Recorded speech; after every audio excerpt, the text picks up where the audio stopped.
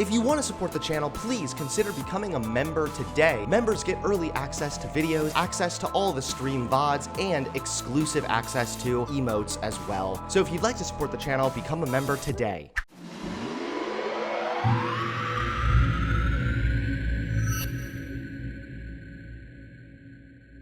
Now, I decided to look up Ben Shapiro because I was curious. First mistake.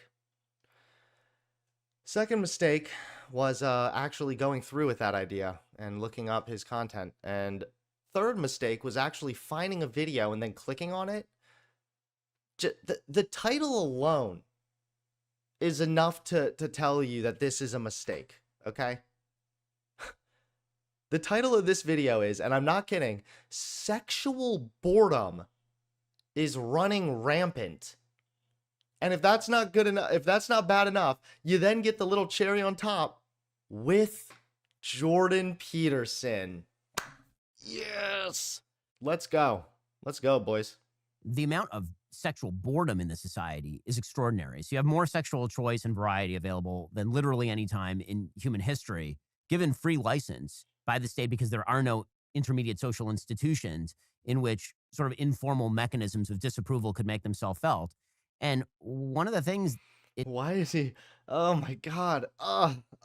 Instantly, 20 seconds in, he's saying shit on... It sounds like he's purposely trying to sound as complicated and intellectual as possible. What he just said right now is like, the government doesn't handle sexual stuff.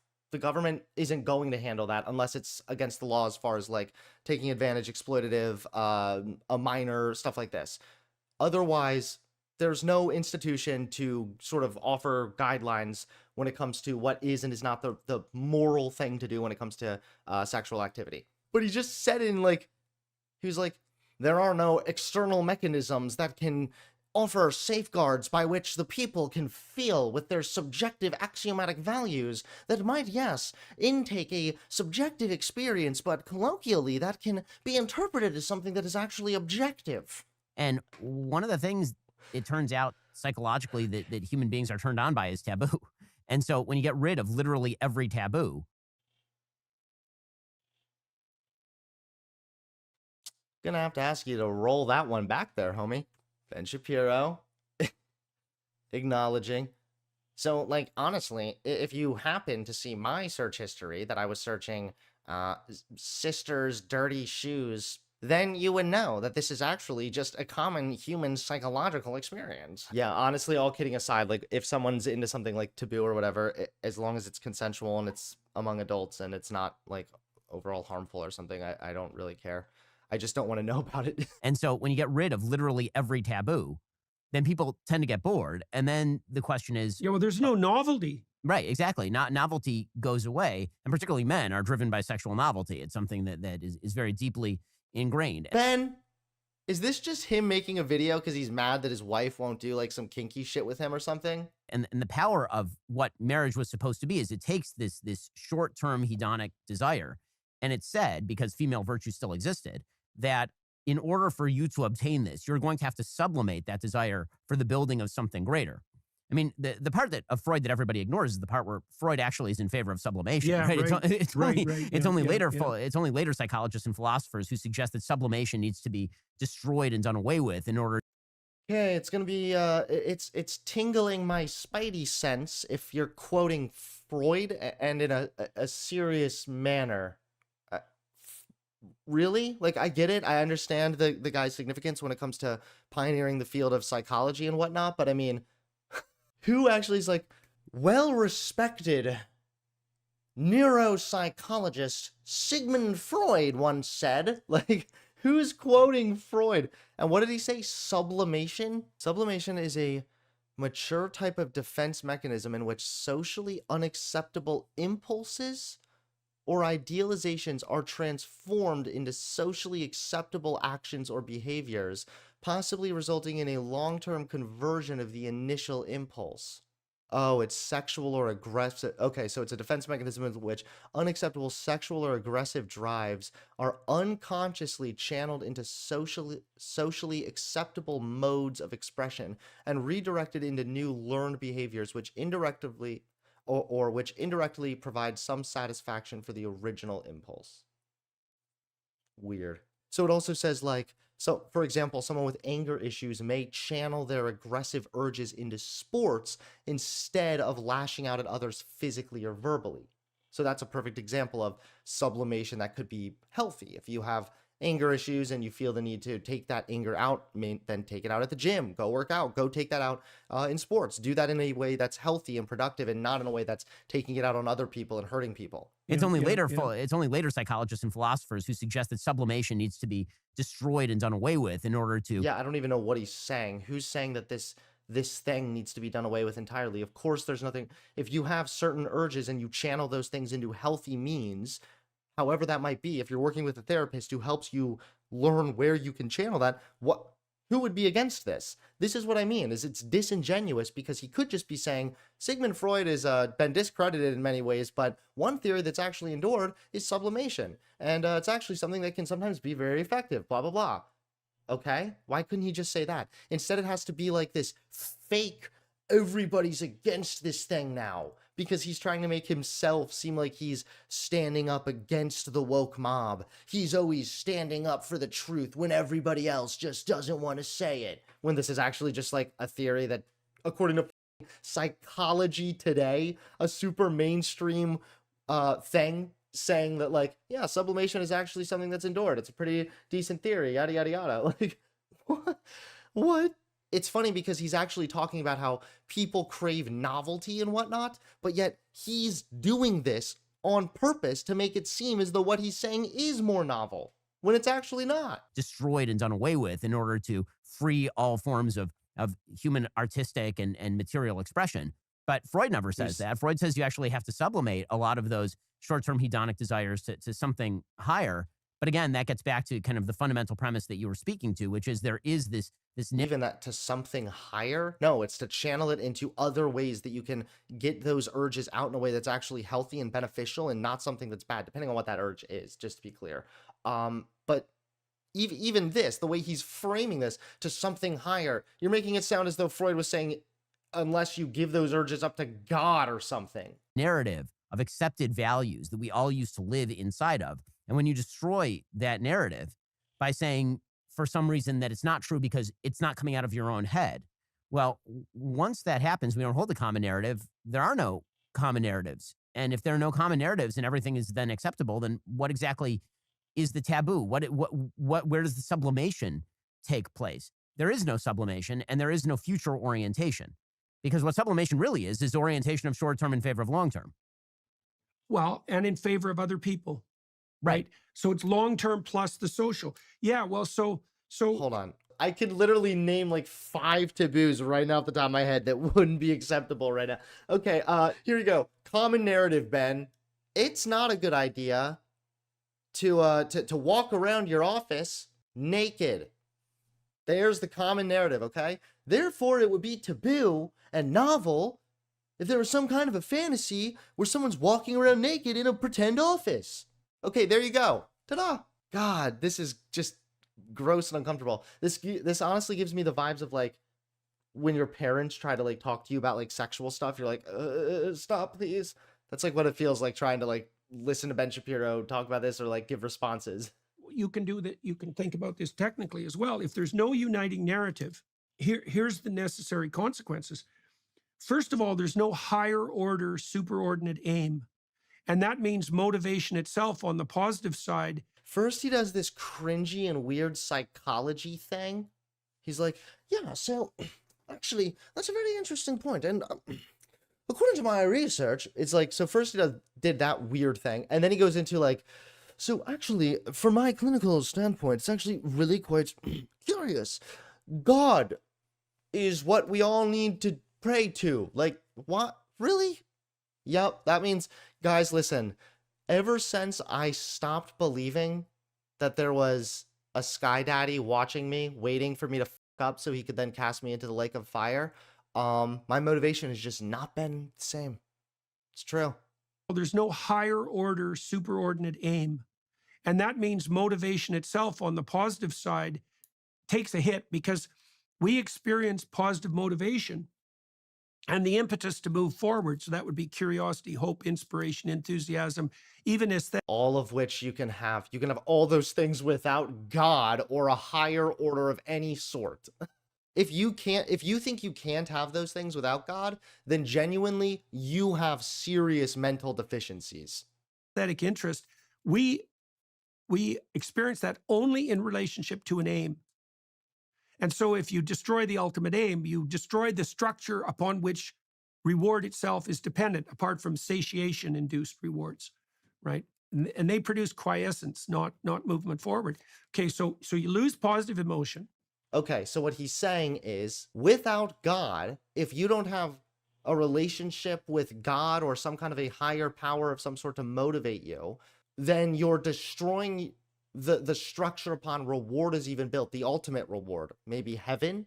And so if you destroy that, all you have left is like hedonistic and cheap dopamine, quick, unfulfilling, short-term boosts of sort of momentary happiness, kind of. That's it. All of which is not true.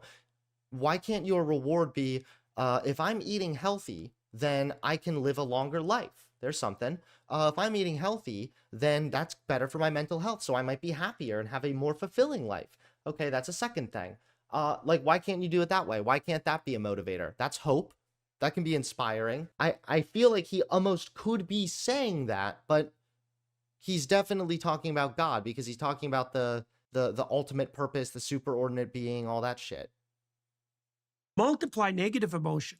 And the reason you do that is because one of the things that constrains your anxiety response, which is actually a calculation of the entropic distance to a given destination, technically, is if you produce a multiplicity of aims, then you increase anxiety proportionately. Now, there's probably some optimization function so that, like, a choice between 3 aims is great and a choice between 100 is devastating. Okay, so that's 2 things that happens when the unifying overarching theme disappears.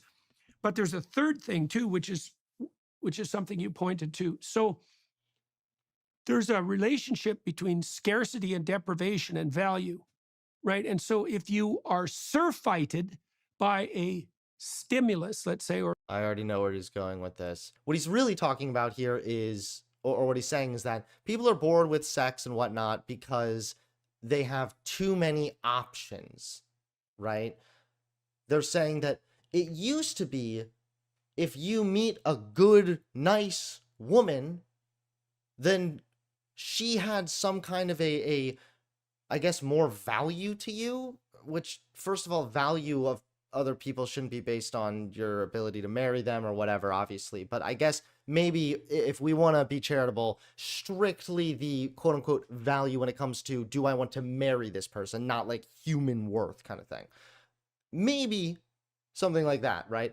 I think what he's getting at is, if that's the case, then someone's like, oh, well, this is great.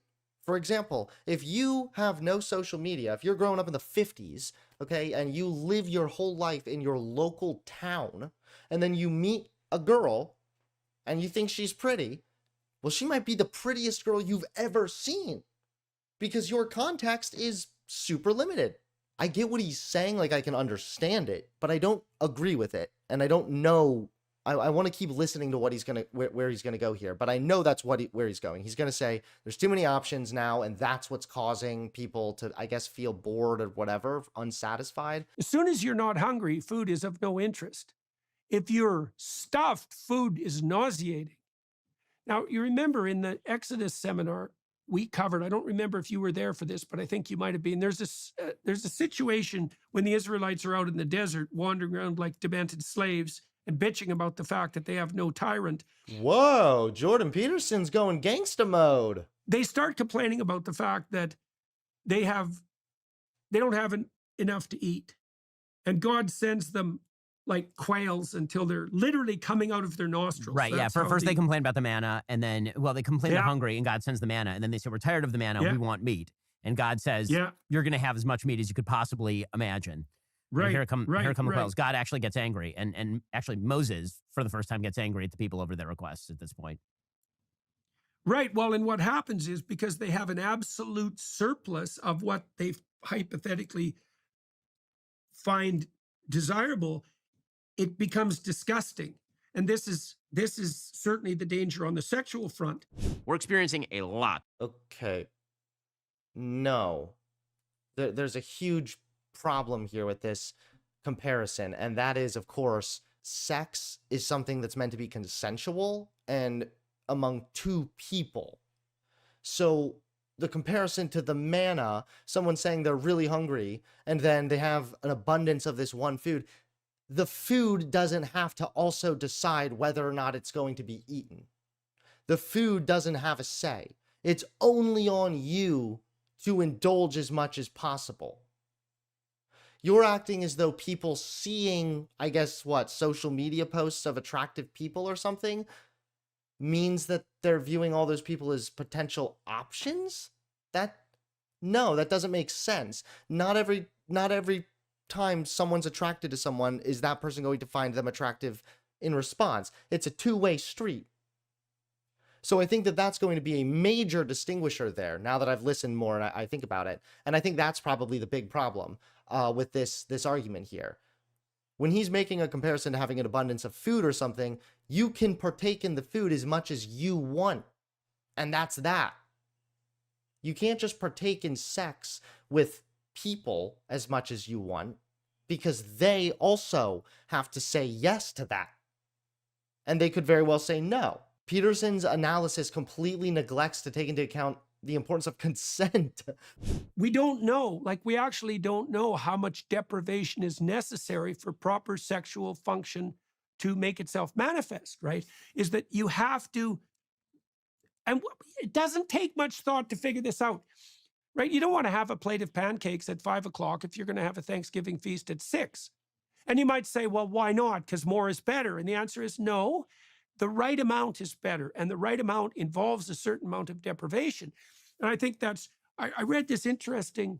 If all he's getting at is overindulging yourself in virtually anything can be very harmful and detrimental, fine, but I don't even know what he's getting at entirely. I guess if you're talking about hedonism, if you're talking about just mindlessly just partaking in just sexual acts and you're being unhealthy and dangerous, I don't think that's healthy or good at all. Obviously, I wouldn't be in favor of that by any stretch of the measure. That would obviously be bad. That would be an overindulgence, sure. So maybe, but if you're in a relationship and just having normal sex with your partner, is it they've overindulged themselves? Well, I don't know. It seems very it's hyper analytical to the point of neglecting, I guess, I don't know. I don't want to say the emotional side of things even, but it's just he's missing so much, it seems like. Article yesterday showing that women are more likely to lose romantic interest as a relationship progresses than men. I don't think that's surprising. They're higher in trait neuroticism, so they're more likely to experience negative emotion. And then women have more, their response to sexuality is more multidimensional than men because the risks are higher. In any case, one of the ways around that is for men and women in a marriage to stay apart from each other for periods of, these researchers looked at 8 hours. If you give some distance, the desire reemerges. And then you were talking about novelty.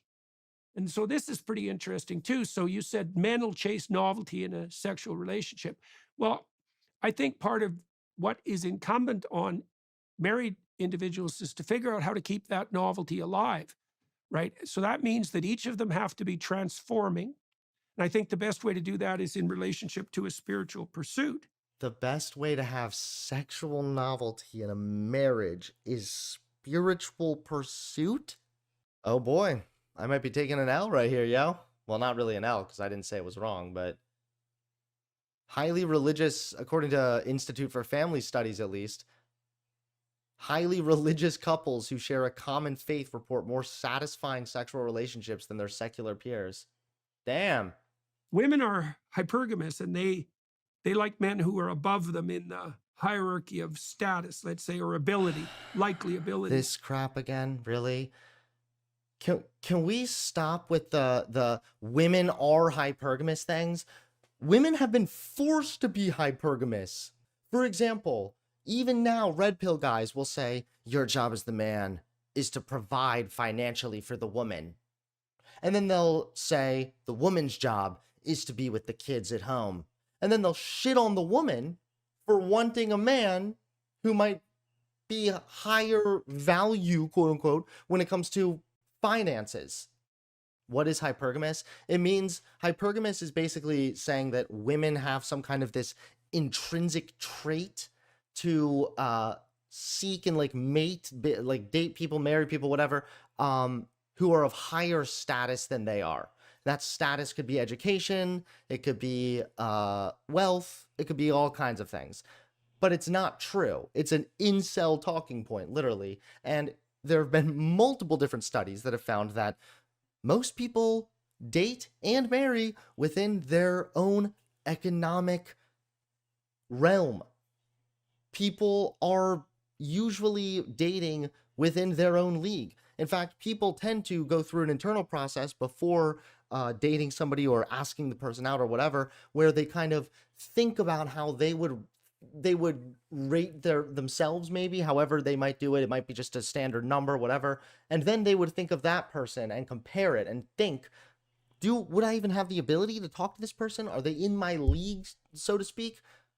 That's what at least one study found. A lot of people go through some kind of an internal process sort of like that. So no, women do not have this intrinsic innate trait to just like date and marry guys above them and of higher status. Not to mention, women used to date and marry men who were wealthier than they are. That gap is closing now. They used to do the same with education. That gap has completely closed now. Like, it's not a thing. And I think what women want are novel displays of hypergamous capacity, and that is the novelty orientation for women in relationship to sexuality. Well, one of the things that's actually fascinating about this is that, biblically speaking, right? I mean, not to get into abstruse Jewish law, but I mean, this is actually right in the Bible. Forget about the abstruse Jewish law. I mean, right in the Bible, one of the mandates.